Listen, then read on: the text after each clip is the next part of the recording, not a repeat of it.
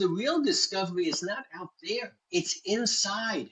Abraham finds inside of himself this feeling that he cares about this house. And because he cares about this house that isn't from his town, isn't from his family, is just sitting there, he wonders, is there another being like me that cares about things? And he kind of discovers from this reading God inside of himself.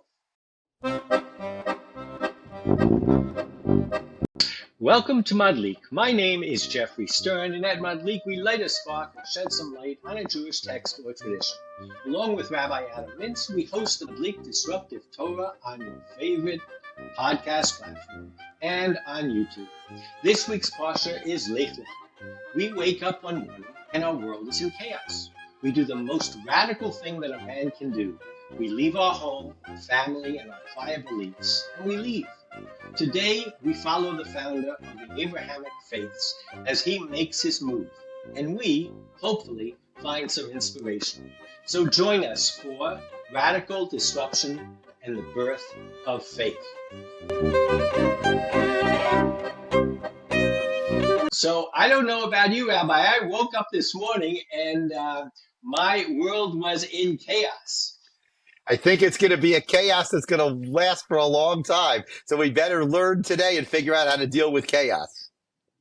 So it also occurred to me that we're starting to read the story of Abraham. Actually, he's still called Avram. And he is, as I said in the intro, the founder of the Abrahamic religions and faiths. And if you do your math, that's Judaism, Christianity, and Islam. And if you look at other, I don't know whether they're called organized religions or universal type religions, like Buddhism, where you have Siddhartha, who discovered God on his own.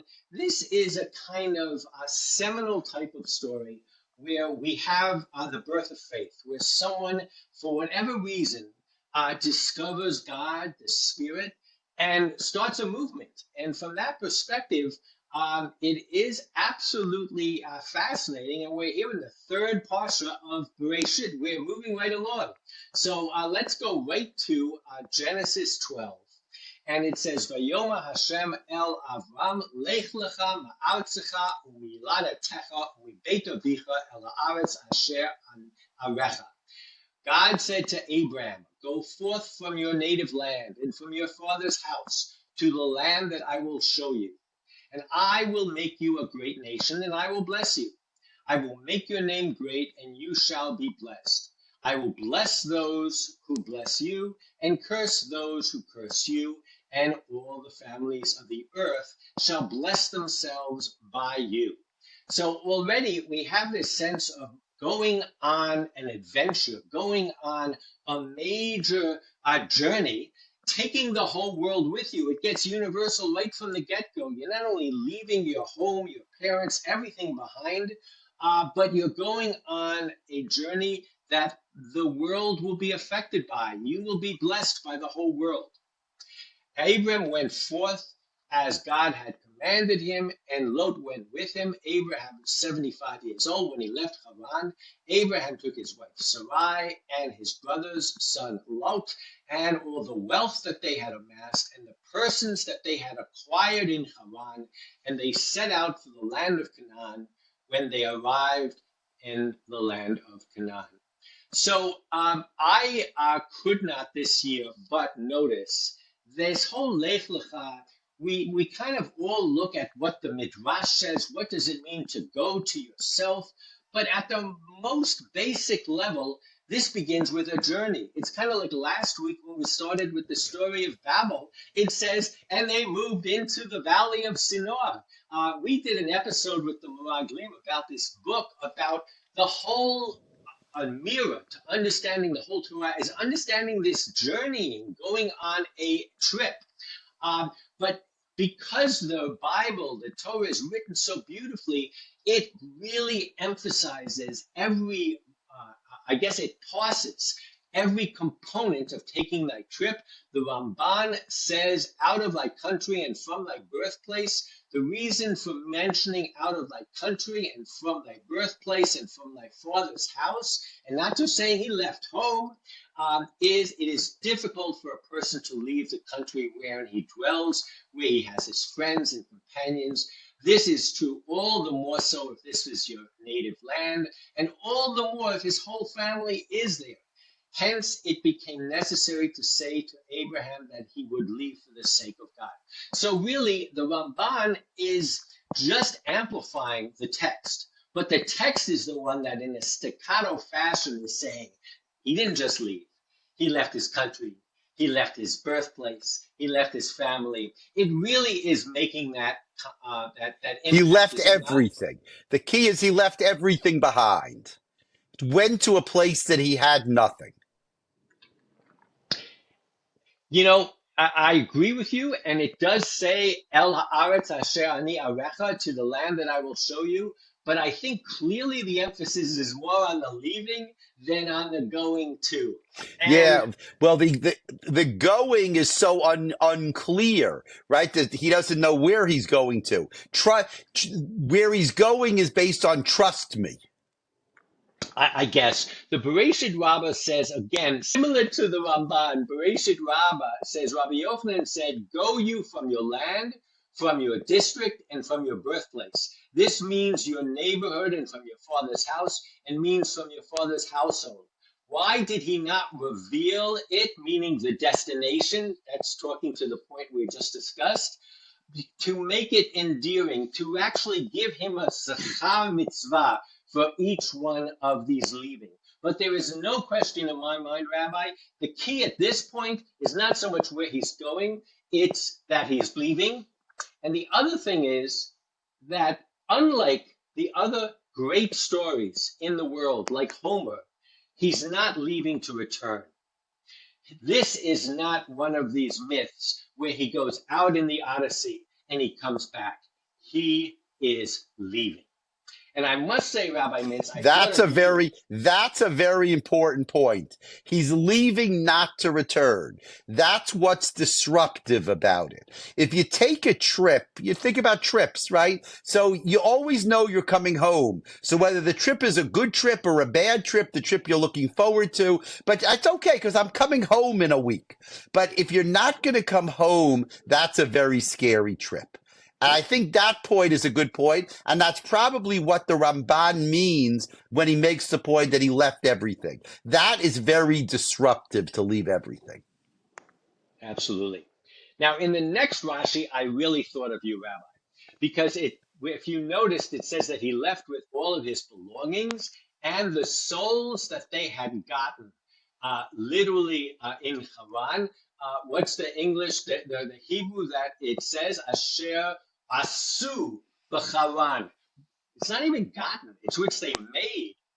And Rashi says the souls which he had brought beneath the sheltering wings of the Shekhinah. Abraham converted the men and Sarah converted the women, and scripture accounts unto them as if they had made them. This is Genesis Rabbah. So first of all, Rabbi, you are making a lot of beautiful, beautiful neshamot. And this Rashi has to resonate with you.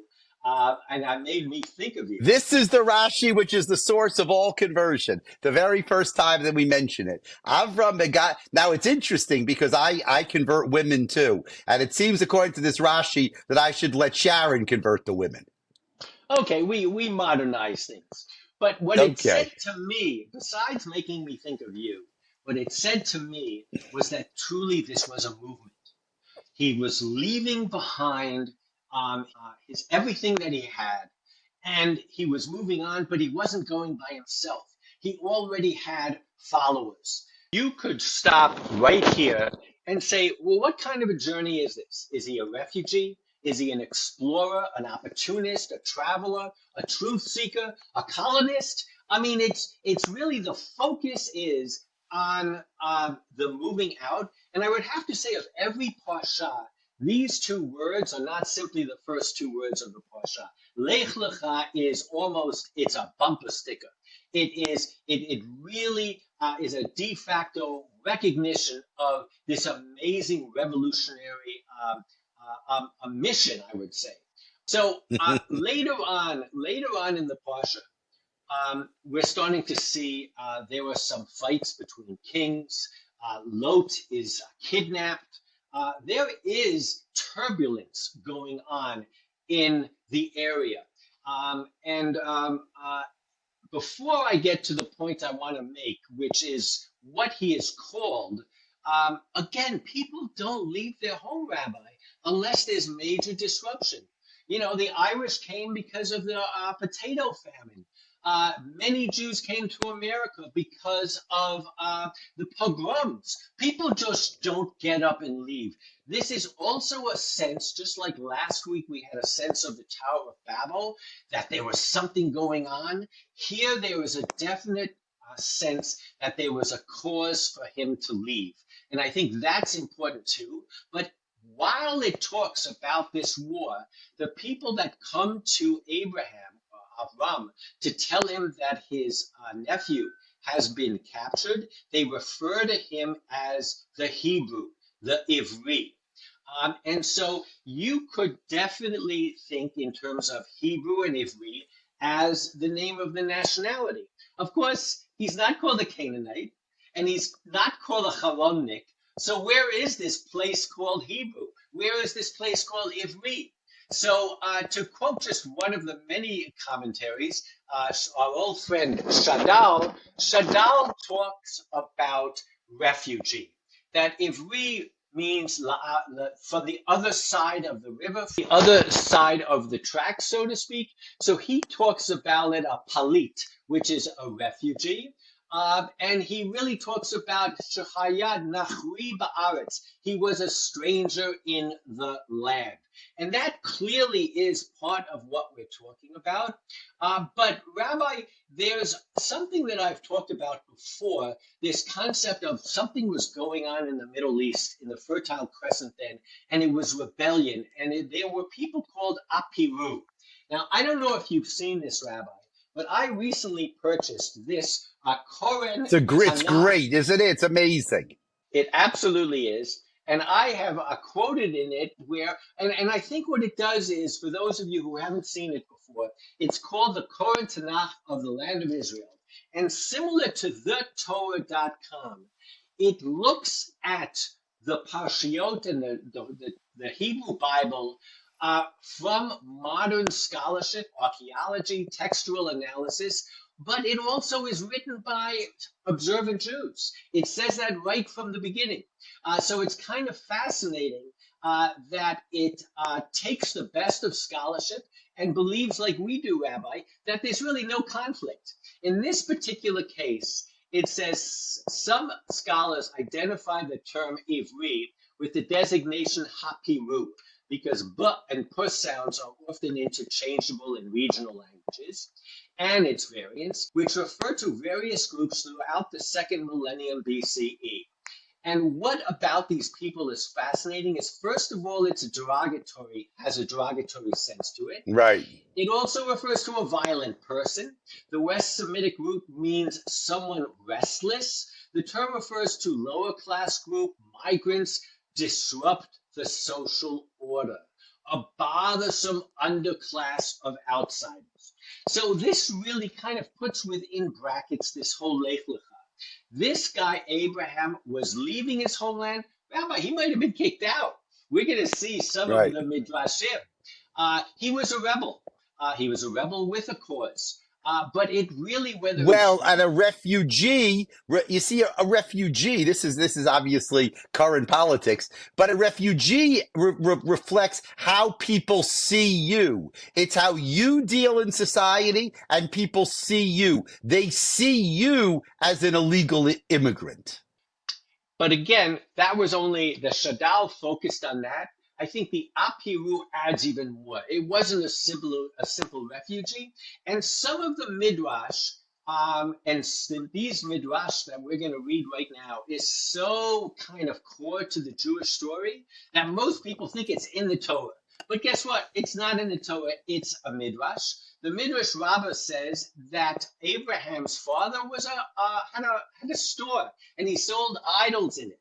And a woman came into the store carrying some flour. And the famous story goes that all of a sudden Abraham took a bat and after she left and struck down and beat into shards all of the idols. His father came in and his father said, "What happened?" He says, "Well, the woman left some food and the biggest idol started taking it from the smaller idol. The next thing you know, we had a food fight going on and everybody was destroyed." And the father said, "Are you mocking me?" So according to this midrash, it really picked up on that sense of the apiru, of the ivru, as a rebel. And what does he do? He understands at the end of the day, if you are questioning the religious basis of the society, you're questioning the whole society. So he takes him to the king. And what does the king do? The king, Nimrod, who himself is a rebel, I guess, because of his name, but basically, the story goes that he says, "Bow down to the fire." Abraham says, "Why should I bow down to the fire? The water can put out the fire." He says, "Bow down to the water." He says, "I don't bow down to anything except God." So Nimrod puts him into the Kivshon Shel Eish. He puts him into the furnace and says, "Let your God save you." But what it's saying is he rebelled against religion as they knew it at that moment. He was a It rebel. is interesting that just to talk about this medrash, that he put him into the kivshan ha'esh. He put him into the fiery oven. He says, "Let your God show me." Right? It's like this battle. You're going to be a rebel. You're big shot. Let your God save you now. Absolutely. A little mida connected mida, right?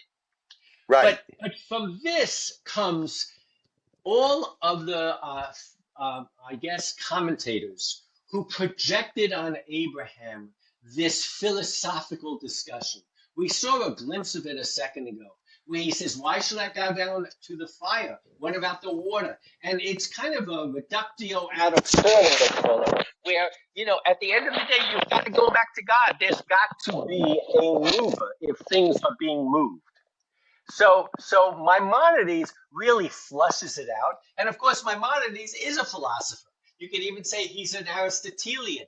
There has to be a first cause to make a second cause. And if you look at the show notes in Sefaria, it really talks about the fact he describes Abraham with such awe and honor. He says he had no teacher. He came upon this by himself. He wandered about and he looked up at the stars and he looked up at things and he says there must be a first cause. And he kind of makes out of nowhere, because all we have in the verses is Abraham left. But from that, he creates this whole philosophical journey that Abraham had, where he said, if you look at things, you need to go back to an earlier time. Things don't happen by themselves. There's causality. And I think that's the traditional understanding of the text that we read today. That what Abraham did was he kind of pulled the rug out of those who worshipped objects. And I would argue he also pulled the rug out of local gods, and that's where the Lech L'cha comes in. He left the town, he left the gods behind. He said there's something bigger out there. There's a bigger God. There must be a universal God Well, that that, of controls course, is the everything. whole, according to Rambam, what Avraham represents is monotheism. What he's fighting against is these local gods. That's polytheism. That's multiple gods. He says these multiple gods can't be the answer. The answer has to be one big God. That was the fight. That was what he was rebelling against. Yeah, absolutely. There has to be one big God. He has to be universal. Can't be associated with one particular place. But of course, to project onto Abraham concepts like infinite and omnipotent and all of the things that we associate with monotheism, I think is a little bit of a stretch when all you have is Lech L'cha ma'artzecho miladetecha. It's almost because it's so negative in the sense of it doesn't tell what he does, it tells that he left. It lets us all project. But there is another midrash that I had never come across until I read Shai Held's book about love, and I also picked it up in the chief rabbi of England, Rabbi Sachs's Rabbi book, Sachs. and it is fascinating. So we're going to spend maybe the rest of our time together today looking at that and some of the surprising conclusions. So in Bereshit Rabbah 39, it says, again, quoting our verse, the Lord said to Abraham, go from your land, from your birthplace, and from your father's house. And it says, this is analogous to one who was passing from place to place. So I love it already because it's the first midrash that takes into account Lech L'cha, that takes Right. into account that this is something that he saw when he was traveling. So he's going from place to place and he sees a building, and I'm reading the translation from Sefaria, with a burning in it, a candle burning in it. So he sees a lighted window. He said, is it possible that this building has no one in charge of it? The owner of the building looked out at him and said, I am the owner of the building. So, because Abraham, our patriarch, was saying, is it possible that this world is without someone in charge? The Holy One, blessed be he, looked at him and said to him, I am the owner of the world. And so it's kind of beautiful because it incorporates the story of his discovery of God with his journey. But I would go even further. It's clearly talking about a God who is caring. In other words, initially, if the other arguments, it wasn't a God that necessarily had to be caring for the world. It had to be a causal relationship, the God who started the world. But this adds a whole other aspect to it, Rabbi. What are your thoughts on this midrash at this point? Well, I'm interested in the candle. V'ra'a bira achat doleket. What's that image? Is that what drew him to the building? That's what made him realize? What is that image? Why does the Medrash need that? So, first of all, we all know what doleket means because we're on Madlik. Madlik means to make a splash, to make a spark, to light a bonfire. As Shai Held points out, it doesn't mean at all a candle in the window. But so what he says is Shai Held says, to what may this be? He quotes this Rabbi Isaac, and he says, to what may this be compared to a man who's traveling when he has a palace in flames? Doleket is the translation that Shai Held gives. And he wondered, is it possible that this place has no one who looks after it? This gives a whole new meaning to the Midrash, because now he's seeing a house just kind of nowhere on the plains, and it's on fire. And he goes, doesn't anyone care about this? He quotes, Shai Held brings Rashi. Actually, he talks about this Rashi as a Rashi attributed to Rashi. And here again, he tries to take it back to that original argument, which is called the teleological argument. Every ball on a billiard table, it moves because something else hit it. And there has to be that cue and the force forcing it. So he said that Abraham saw heaven and earth. He saw the sun by day and the moon by night and stars shining. He thought, is it possible that such a great thing could be without its having a guide? So this pseudo Rashi doesn't get the point that I think you and I are getting, and the point that Shai Held wants to bring out. He says, first of all, it was burning. And second of all, it's making a much more profound point than just there must be a reason that this is here. He also quotes the Chizkuni. And it says, when Abraham saw that the wicked were setting the world on fire, he began to doubt in his heart. Perhaps there is no one who looks after this world.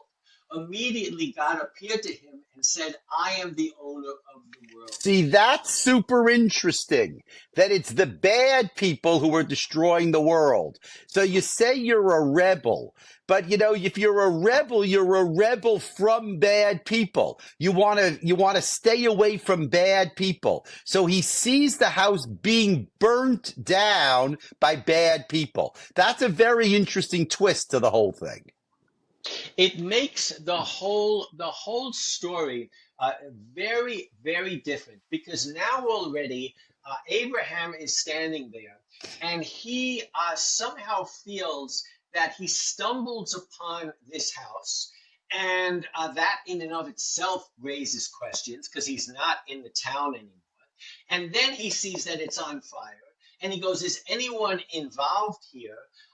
There's already a sense of Abraham senses within himself concern.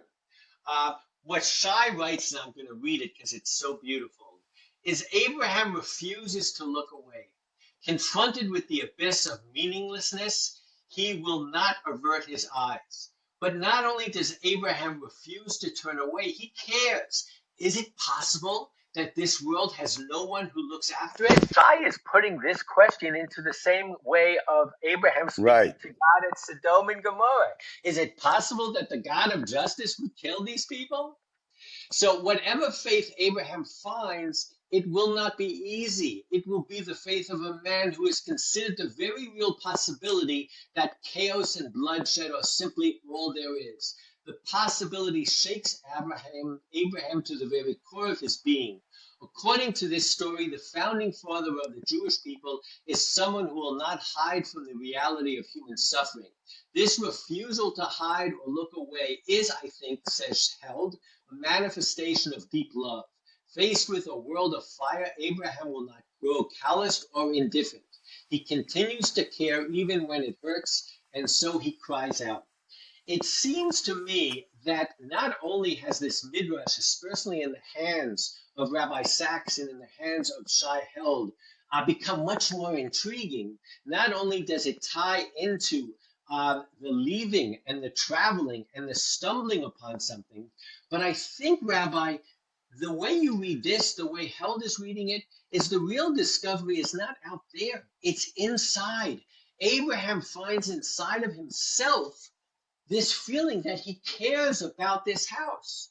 And because he cares about this house that isn't from his town, isn't from his family, is just sitting there, he wonders, is there another being like me that cares about things? And he kind of discovers from this reading God inside of himself. You think I'm off? No, I mean, let's just take it back a second. That's really the deepest point in this whole story of Lech L'cha. That it's not about Avraham reacting to outside forces.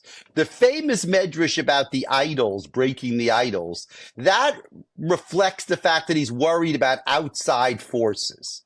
But here, what Shai Held is trying to suggest is that this is all going on within Avraham. He's bothered. He feels something. That's a whole different read of Avraham and what makes Avraham special. Yeah. I think it's what they call a paradigm shift. He like Right. turns it on his head. So I read a book. It's called The Experience of God by David Bentley, and it's really a book that there's a lot of it that's much too philosophical in the old sense, proofs of God existence. But the most interesting thing that he says is he defines God and the Spirit as radical contingency. In other words, if you are struck by this world and you can give a scientific reason for everything, but at the end of the day, all of these different contingencies, that house being on the plain, the fire burning in it, the ability to put out fires, the trees, the grass, the morning wind, the fact that I left Haran in the morning, all of these contingencies, he says, ultimately, when mankind is faced with these contingencies, he needs meaning. He needs something to put it together. And what he says is that this search of meaning is the basis of the desire for a God, the concept of God, the idea that we need somehow to believe that things are not just random, but they're somehow connected. And I think what Shai adds to it is that not only are things connected, but we're connected. And I want to finish up because I did start saying that we both woke up this morning and we were kind of thrown for a loop. I read an amazing article in the New York Times by Ross Douthat, and he's a Catholic thinker. But Right. he said one of the things that he said is the whole atheistic arguments that were so popular about 10, 15 years ago, where religion was superstitious, where people who believe in religion believe in anything, the craziest ideas. He says nowadays it doesn't fly because when we look at the conspiracy theories out there, when we look people on both the right and the left that are going after anything that brings them together, that gives them meaning, we actually say that atheism itself is not the answer. What I think is missing is this sense of needing to be connected, that this sense of what Abraham did when he took those wonderful converts and he started a movement was to say that ultimately what we need is we need each other. The other interesting thing that I'll bring to the fore is that there have been studies that the so-called evangelical support of Trump, and now we're talking on the right, many of them don't go to church. Their evangelicalism is basically a long thread of social media where they feel very much together. And I think the lesson of this morning for me that Abraham is giving is that we all have to look outside of our house or outside of our apartment. And we have to see that other person, that neighbor, that someone else. And we have to rediscover community. And at the end of the day, I think that's what Abraham did when he left Haran. He created for the first time in history a community that was connected, not by language necessarily, not by place, but by mission of caring with each other. And I think if we have a chance in the next in the next 4 years, or as a country going forward, it's because we all have to rediscover what we have in common and what we share, and maybe religion and studying texts like this, where you never know who's going to be sitting in the pew next to you. The physical ability to meet people that might have different ideas. Right now, it's only sports. That's the only thing that brings people together. Maybe we need more things in real life that we can meet people that have other And I opinions. think that that idea that, the building is burning, the building's burning outside, the building's burning inside each of us. And the question is how we're going to react to it. Thank you so much. This is perfect for this week. And it's really, it really brings a whole new perspective to Abraham and to what Lech L'cha means, what he left and ultimately what he found. Thank you so much. It's the beginning of the journey, and it's nice to be on it with you, Rabbi.